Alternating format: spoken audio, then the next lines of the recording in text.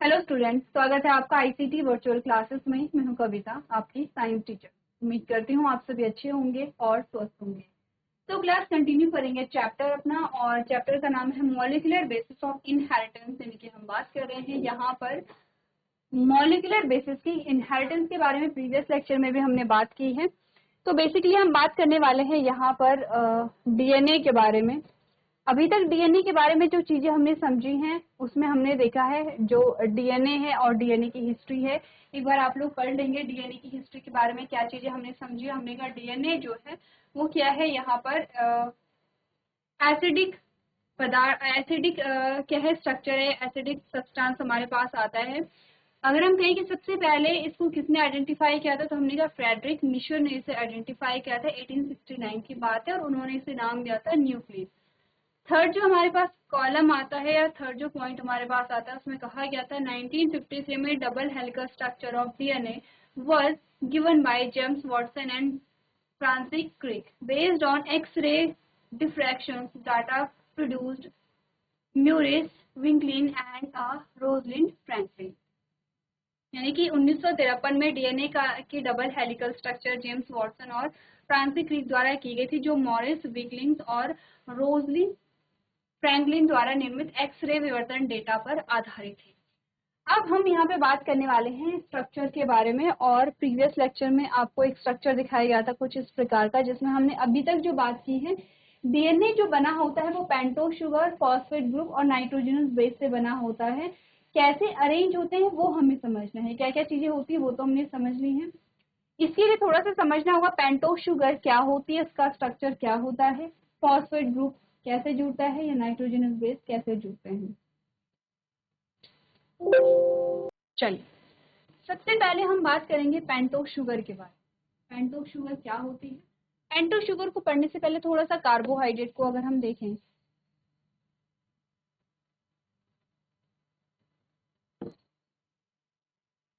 तो कार्बोहाइड्रेट हमारे पास mainly 3 type का आता है। ठीक है, ये रिवीजन है, बहुत ज्यादा डिटेल में नहीं जाएंगे। जिसे हम कहते हैं मोनो सैकेराइड।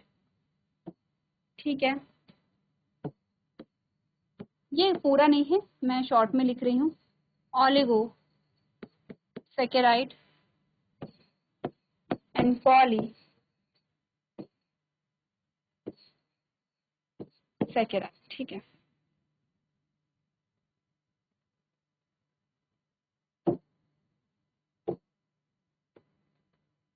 ठीक है, इतनी चीजें आपको आनी चाहिए। अगर आपको नहीं आती हैं तो आप लोग जल्दी से हम कार्बोहाइड्रेट के बारे में अगर रिवाइज करें तो हमने कहा कार्बोहाइड्रेट 3 टाइप का आता है। मोनोसेकेराइड है, ऑलिगोसेकेराइड है, पॉलीसेकेराइड है। मोनो का मतलब होता है कि जब यहाँ पर आपने कहा जो कार्बोहाइड्रेट की जो यूनिट है, या हमने कहा शुगर की जो यूनिट है, वो जब 3 से 7 तक रहती है, यानी कि कार्बन नंबर C3 से लेकर के C7 तक रहेगा। जैसे जैसे हमने कहा कि अगर हम ग्लूकोज की बात करें तो क्या होता है फॉर्मूला C6H12O6। इट मीन के कार्बन का नंबर कितना है, 6 है यहाँ पर। तो कार्बन का नंबर क्या होना चाहिए, C3 से लेके C7 तक होना चाहिए। उसे हम क्या कहते हैं, मोनोसेकेराइड कहते हैं। एग्जाम्पल हम ग्लूकोज को देख सकते हैं यहाँ पे। ठीक है, क्योंकि ग्लूकोज में क्या है, कार्बन नंबर 6 है यहाँ पे।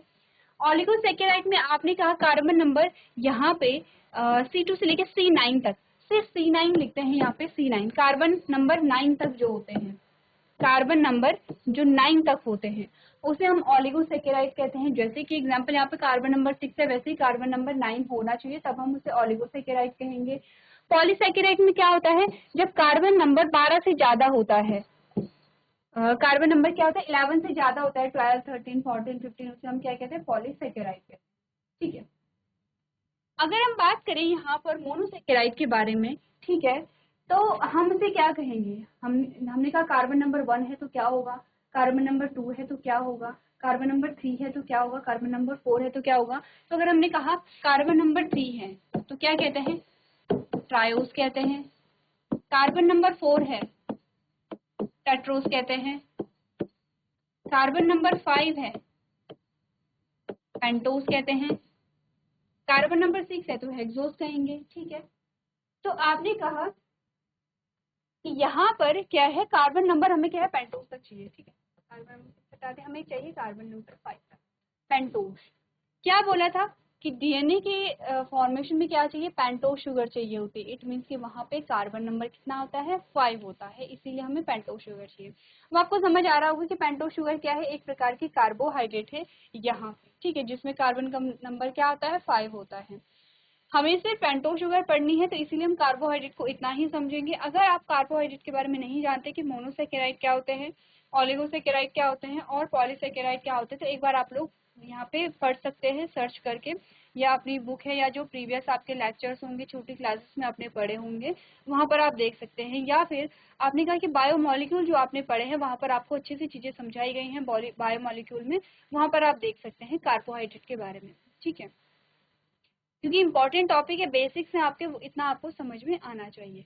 अब आते हैं पेंटोज शुगर पे। ये सारी चीजें अगर आपको समझ में आ गई हैं तो हम सारी चीजें हटा करके फोकस करेंगे पेंटोज शुगर पे, जिसमें कार्बन नंबर कितना होता है, 5 हमने कहा है। अगर यहाँ पर हम पेंटोज शुगर को हम पूरा यहाँ पे क्या लिखे, फॉर्मूला लिखे, तो हमने कहा कार्बन नंबर क्या होता है, 5 होता है। 1 1 2 3 4 5,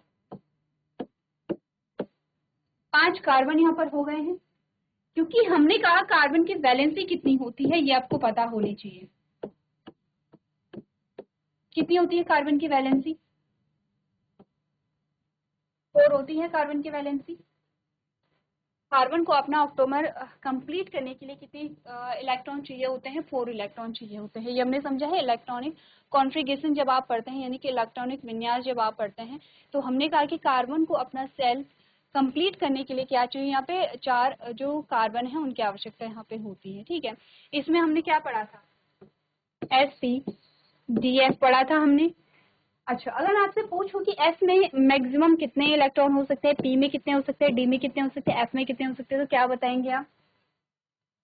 sp-df जो हमने पढ़ा है ये आपका पूरा केमिस्ट्री का पोर्शन है। sp-df में s में मैक्सिमम कितने इलेक्ट्रॉन हो सकते हैं, अगर मैं एक को बताऊं तो p में कितने होंगे, d में कितने होंगे, f में कितने होंगे, एक बार आप लोग इसे पढ़ करके ले करके आएंगे, ठीक है। अब हमने कहा कि हमारा जो टॉपिक है वो सिर्फ इतना है कि कार्बन को अपनी वैलेंसी पूरी करने के लिए 4 जो इलेक्ट्रॉन है वो चाहिए होते हैं, ठीक है। तो इसीलिए हम यहाँ पर क्या देख रहे हैं, कार्बन को यहाँ पे क्या है, 4 जो यहाँ पे हाइड्रोजन है या फिर 4 बॉन्ड उसे बनाने पड़ेंगे, ठीक है। हाइड्रोजन से बनाए या किसी और तत्व से बनाए, उसे क्या बनाने पड़ेंगे, 4 बॉन्ड बनाने पड़ेंगे, जैसे कि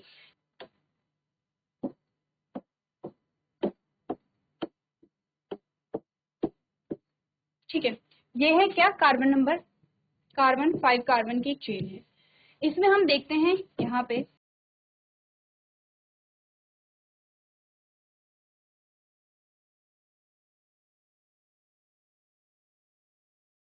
यहाँ पर आपका CHO ग्रुप आएगा, यहाँ पर आपका क्या आएगा, CHO ग्रुप आएगा, ठीक है। अब हमने कहा यहाँ पर क्या है, कार्बन नंबर 1 2 3 4 5 है, 5 कार्बन की एक चेन यहाँ पर बन जाती है, ठीक है। ये आपकी आती है यहाँ पे पूरा जो पेंटोज स्ट्रक्चर आपके पास आता है, ये आपका चेन स्ट्रक्चर है। और ये जो चेन स्ट्रक्चर है अगर हम इसे क्या करें यहाँ पे रिंग स्ट्रक्चर में बदले, तो क्योंकि पेंटोज शुगर को हमने कैसे देखा है, पेंटोज शुगर को हमने कुछ इस प्रकार से देखा है, ठीक है। तो हमें ये जो चेन स्ट्रक्चर है ये हमें रिंग स्ट्रक्चर में कन्वर्ट करना है। रिंग स्ट्रक्चर में कन्वर्ट करने के लिए हमें यहाँ पर क्या करना पड़ेगा, कार्बन नंबर 4 और कार्बन नंबर 1 के बीच में क्या होती है, यहाँ पर जो ऑक्सीजन है वो शेयर होती है, और अपना जो कार्बन नंबर 4 अपना जो ये इस प्रकार से हमारे पास आता है, तो ये हमारे पास बनता है राइबोज शुगर। सबसे पहले तो ये स्ट्रक्चर देखिए कि चेन स्ट्रक्चर से कैसे आप रिंग स्ट्रक्चर में बदल सकते हैं। यहाँ पे अभी तक अगर कोई कंफ्यूजन है तो आप लोग यहाँ पे पूछ लेंगे। ध्यान देना है, ring structure carbon 1 to carbon 4 बना है, कार्बन 5 यहाँ पे क्या है, बाहर है, ठीक है। अब यहाँ पर ये जो ऑक्सीजन है ये हमने यहाँ पे लिख ली है, ठीक है, क्योंकि इस ऑक्सीजन को कार्बन नंबर 1 भी शेयर कर रहा है, कार्बन नंबर 4 भी शेयर कर रहे हैं, इसलिए इसे यहाँ पे लिखा है। कार्बन नंबर 1 यहाँ पे आता है, 2 यहाँ पर है, 3 यहाँ पर है, 4 यहाँ पर है, और 5 जो है वो रिंग से बाहर होता है। एक बार चेक कीजिए जो कार्बन नंबर जो कार्बन की जो चेन है यहाँ पर वो रिंग में आपने कैसे कन्वर्ट।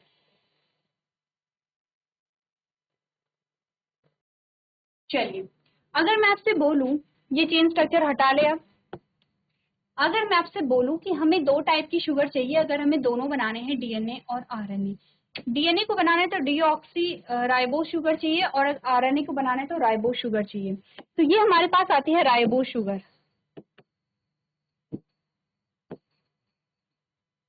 ये हमारे पास क्या आई है, राइबोस शुगर आई है, ठीक है। जब हम क्या बनाएंगे, आरएनए बनाएंगे, बट हमें बनाना है डीएनए, और डीएनए को बनाने के लिए आपको यहाँ पर क्या चाहिए, डीऑक्सीराइबोस शुगर चाहिए। तो डीऑक्सीराइबोस शुगर को हम कैसे यहाँ पर देखेंगे,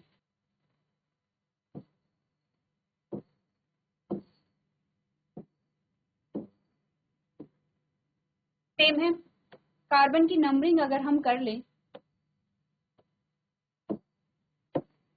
carbon number 1, carbon number 2, carbon number 3, carbon number 4 और कार्बन नंबर 5, ये है CH2, ये H है, ठीक है।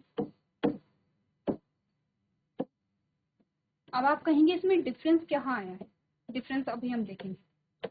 यहाँ पे जब क्या होता है, राइबोस से डीऑक्सी, डीऑक्सी का मतलब होता है ऑक्सीजन यहाँ से रिमूव हो रही है, ठीक है। डीऑक्सी का मतलब समझ रहे हैं, ऑक्सीजन यहाँ, ऑक्सीजन जब यहाँ से क्या हो रही है, रिमूव हो रही है, तो उसे हम डीऑक्सी राइबोस शुगर कह रहे हैं। तो कार्बन नंबर 2 से क्या होता है, एक जो ऑक्सीजन है वो यहाँ से रिमूव हो जाती है, और अब हम इसे क्या नाम देंगे, डीऑक्सी राइबोस शुगर। तो लिख लें,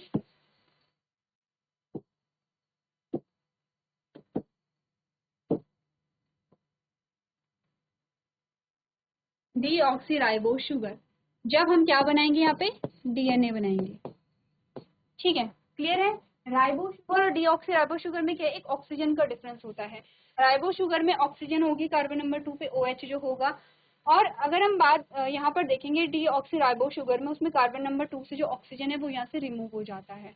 तो जब हम आरएनए बना रहे होंगे तो आपको राइबोस शुगर का डायग्राम यहाँ पे पता होना चाहिए। अगर आपने पेंटोस शुगर को बना लिया है, पेंटोस शुगर आप समझ गए हैं, अब हम देखेंगे कि पेंटोस शुगर से नाइट्रोजनस बेस और फॉस्फेट ग्रुप कैसे जुड़ते हैं, और यहाँ पर किस प्रकार से जो डीएनए की जो यूनिट है दैट इज न्यूक्लियोटाइड, उसका फॉर्मेशन कैसे होता है। तो एक बार आप लोग दोनों स्ट्रक्चर नोट कर लेंगे, और आप ध्यान देंगे डीऑक्सीराइबोस शुगर पे, क्योंकि हम डीएनए का स्ट्रक्चर पढ़ रहे हैं, तो हम डीऑक्सीराइबोस शुगर पे जाएंगे, उसी को हम यहाँ पर आगे क्या करेंगे, यूज करेंगे डीएनए को बनाने के लिए। चलिए, अब हम राइबोस शुगर को यहाँ से इरेज कर लेंगे, क्योंकि हमें चाहिए डीऑक्सीराइबोस शुगर। सबसे पहले जो यहाँ पे डीऑक्सीराइबोस शुगर होती है, उसमें अब क्या ऐड होगा, यहाँ पे नाइट्रोजनस बेस यहाँ पर होंगे। अब हम बार बार यहाँ पे पढ़ चुके हैं कि नाइट्रोजनस बेस दो टाइप के होते हैं, प्यूरिन होता है और पिरिमिडिन होता है। प्यूरिन में एडेनिन एंड ग्वानिन है, पिरिमिडिन में साइटोसिन और थाइमिन है। क्योंकि हम यहाँ पे डीएनए पढ़ रहे हैं तो साइटोसिन थाइमिन पढ़ेंगे, जब आप आरएनए पढ़ रहे होंगे तो साइटोसिन और यूरेसिल पढ़ेंगे, ठीक है। तो कार्बन नंबर 1 जो है, ध्यान से देखिए, कार्बन नंबर 1 में यहाँ पे OH ग्रुप के जगह पे नाइट्रोजनस बेस लग जाते हैं, कोई भी नाइट्रोजनस बेस लगता है। फॉर एग्जाम्पल हमने कहा यहाँ पे क्या लगा है, एडेनिन लगा है, एडेनिन को हम A से रिप्रेजेंट कर ले, तो हमने कहा यहाँ पे क्या लगा है, एडेनिन लगा हुआ है, ठीक है। एडेनिन यहाँ से क्या हो गया है, अटैच हो गया है। तो स्ट्रक्चर में क्या चेंज आए हैं, आपने कहा deoxyribose sugar plus nitrogenous base. इस स्ट्रक्चर को हम क्या कहेंगे, इस स्ट्रक्चर को हम कहते हैं न्यूक्लियोसाइड। न्यूक्लियोसाइड, न्यूक्लियोसाइड का मतलब होता है, न्यूक्लियोसाइड का मतलब होता है डीऑक्सीराइबोस शुगर, या पेंटोस शुगर मैं लिख दूं, पेंटोस शुगर प्लस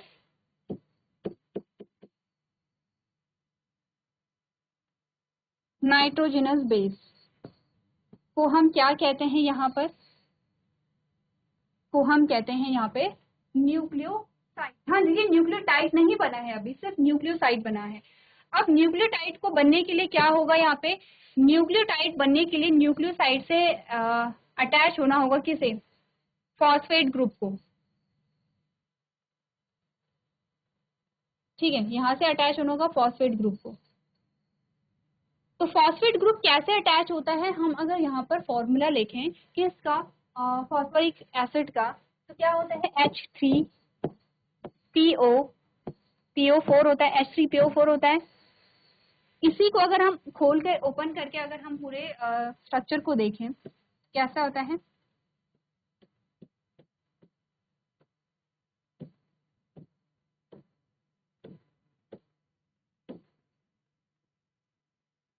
यह है पूरा स्ट्रक्चर H3PO4 का।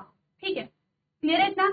अब ये जो रिएक्ट करेगा ये किससे करेगा, कार्बन नंबर 5 जो आपका आता है उससे ये क्या करेगा, रिएक्ट करता है। और कार्बन नंबर 5 से जब ये रिएक्ट करेगा तो जो फॉस्फेट ग्रुप है वो अटैच हो जाता है किससे, यहाँ पे पेंटोज शुगर से। ठीक है, तो यहाँ पर हमें ये स्ट्रक्चर जो है वो दोबारा बनाना पड़ेगा क्योंकि हमारे पास यहाँ पर स्ट्रक्चर चाहिए, क्योंकि हम CH2OH को भी क्या करेंगे यहाँ पे इलाबोरेट करके देखेंगे। ठीक है, क्लियर है इतना, आगे बढ़े चलिए।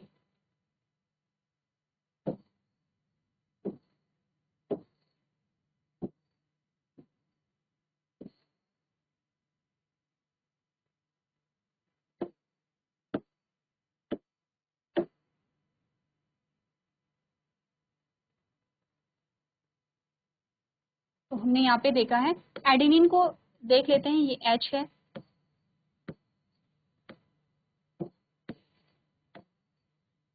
CH2OH को अगर हम इलेबोरेट करके देखें तो हमने क्या देखा, ये है कार्बन,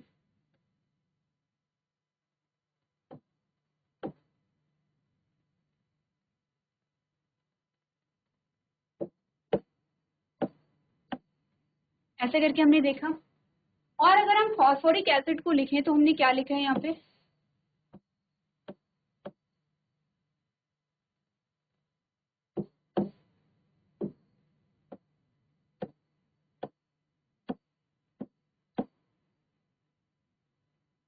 ठीक है, क्लियर है इतना। यहाँ पे जब क्या आता है फॉस्फोरिक एसिड, आपने कहा किसके संपर्क में आता है, यहाँ पे जो न्यूक्लियोसाइड है उसके संपर्क में आता है, क्योंकि ये एसिड है यहाँ पर। ठीक है, और आपने कहा कि यहाँ पर ये क्या है, जो न्यूक्लियोसाइड है उसमें इसका जो OH ग्रुप है, इसका जो OH ग्रुप है, उनके बीच में क्या होती है, रिएक्शन होती है। रिएक्शन का मतलब क्या होगा यहाँ पे, रिएक्शन का मतलब होगा एक H2O मॉलिक्यूल का रिमूव हो जाना, एक H2O मॉलिक्यूल का रिमूव हो जाना। ध्यान से देखिए, जब H2O मॉलिक्यूल रिमूव हो जाता है तो दोनों बाइंड कर जाते हैं ऑक्सीजन से। ऑक्सीजन एक बॉन्ड अब किससे बना लेगी, इस फॉस्फोरिक ग्रुप से बना लेगी। ठीक है, और एक जो बॉन्ड बनाएगी वो किससे बनाएगी, कार्बन से बनाएगी। ठीक है, तो आपने कहा कि एक क्या होगा, फॉस्फेट ग्रुप से बनेगा और एक किससे होगा, कार्बन से बनेगा। तो ऑक्सीजन की जो वैलेंसी है वो कंप्लीट हो रही है। ठीक है, ऑक्सीजन की जो वैलेंसी है वो कंप्लीट हो रही है, और इससे जो यहाँ पे फॉस्फेट ग्रुप है वो किससे अटैच हो गया है, न्यूक्लियोसाइड से। ये आपका न्यूक्लियोसाइड है पूरा। अब अगर मैं इसे रिमूव कर दूं यहाँ से, अगर मैं इसे इरेज कर लूं इस प्रकार से और ऐसे दिखा लूं, ये क्या है, -H2O है। -H2O को मतलब समझते हैं, एक वाटर मॉलिक्यूल यहाँ से क्या हो गया है, रिमूव हो गया। इजी है, कुछ इतनी बहुत ज्यादा केमिस्ट्री यहाँ पर नहीं है, आपको सिर्फ ये समझना है कि स्ट्रक्चर कैसे बना है। बहुत ज्यादा इतनी डीप में मैकेनिज्म आपसे नहीं पूछी जाएगी यहाँ पर, क्योंकि आप बायो पढ़ रहे हैं, आप बेसिकली देख रहे हैं कि DNA का स्ट्रक्चर कैसे बनता है।